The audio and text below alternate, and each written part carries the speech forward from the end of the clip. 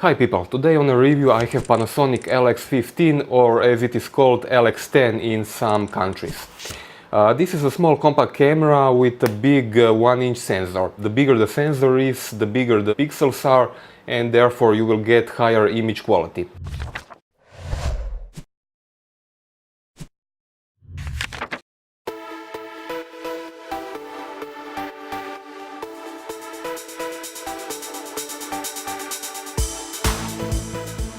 This camera, besides a very good sensor, has quite a good lens. It has 3 times optical zoom, but a very bright aperture from f1.4 to 2.8. The brighter aperture, the easier will be to shoot good images in low light. Also, 1.4 aperture on this lens is equivalent of around f4 lens on a full frame camera. Besides good low light capabilities, this aperture will give you option to create shallow depth of field. In other words, your subject will be in focus while the background will be blurred. Sadly, 1.4 aperture is available only on maximum wide angle. As soon as you start zooming this lens, aperture very soon drops to 2.8, already at 31mm equivalent. Build quality of this camera is quite good. The materials are very nice and it is well assembled together. Sadly, it is very slippery. Panasonic didn't use rubber nor on the front side nor on the back on the thumb rest, so I constantly feared I will drop the camera. So my advice is to use this camera at all times on this wrist strap. This camera has a small pop-up flash built-in. Best thing about it, you can tilt it like this upward and create bounce function. It is not very strong, but it will be enough for usual family use. On the back you can see 3 inches LCD screen with 1 million dots. Viewing quality is excellent. It is very sharp, detailed, with excellent viewing angles. It can also be tilted 180 degrees upward, and that's great for selfies as well as video logs. This LCD has touch function which works flawlessly. It supports multi-touch and it works for all camera function: focusing, shooting images, quick menu, main menu, playback, everything. There is no built-in electronic viewfinder. One of the main competitors, Sony RX100 Mark III, 4 and 5 models, have it. It is entirely subjective if you will miss electronic viewfinder. Some people like to use cameras only with LCD, but for example in summertime when the sun is very strong, it can be sometimes hard to see on LCD. Not impossible, but quite hard. Lithium battery is strong enough for around 200 shots on a single charge. It is recharged inside the camera using a micro USB cable. If you're gonna use continuous shooting or time-lapse options, battery will last much longer, well beyond 1000 shots.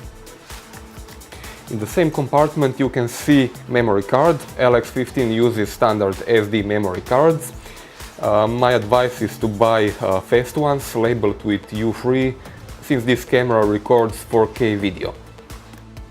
On the bedside, the tripod mount is placed directly next to battery compartment, so if you have camera on a tripod, it will be impossible to exchange battery or memory card. Wi-Fi function is built in and works very fast and flawless thanks to a very good Panasonic image application for Android and iOS.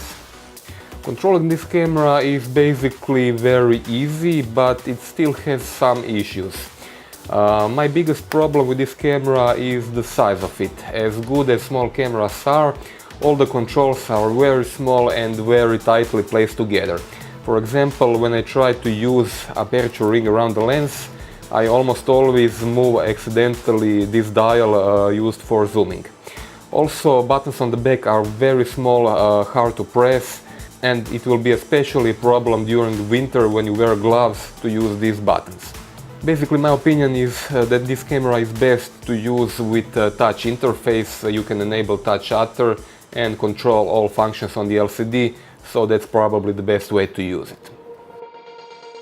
Image quality delivered by the LX15 is quite good. In good light conditions, this camera has excellent images, very sharp, but in my opinion with average colors they look a bit desaturated for my taste, but you can adjust them in the camera.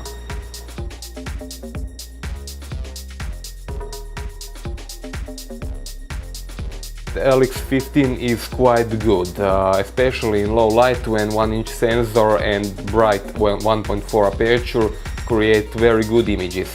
In my experience, this camera is usable up to ISO 3200, but above that it could be a problem. As for video recording, this camera has maximum resolution of 4K at 30 frames per second, and if you want 60 frames per second you can record in Full HD resolution. Time-lapse and slow motion are also built in. Time-lapse function works very good, but slow motion is limited only on automatic exposure and only 100 or 120 FPS. Still, it is better to have it than not. Video quality is excellent, as is the case with pretty much all Panasonic cameras. 4K video is very detailed, without any compression artifacts, and it's a real joy to view these videos. This camera has all manual controls for video: shutter, aperture, ISO, exposure compensation, zebra, peaking, manual focus. Pretty much everything is built in.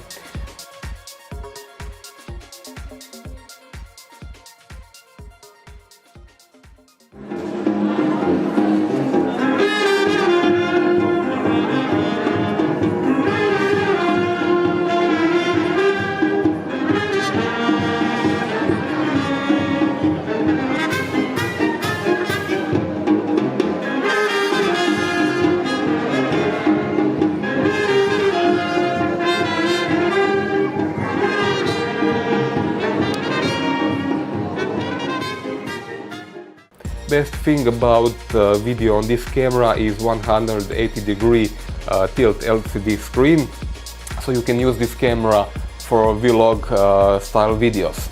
Autofocus works relatively good. As you can see, it can track faces. Right now it is tracking my eyes, so this could be a nice camera for all YouTube users. Sadly, it doesn't have a microphone input. You must rely on the built-in one, which is average in quality. Still, nothing stops you for recording audio on a separate device and syncing it in post-process.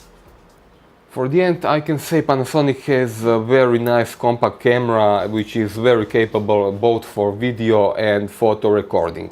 This camera would be best for anyone wanting a small and simple camera which can be taken with you everywhere in a pocket.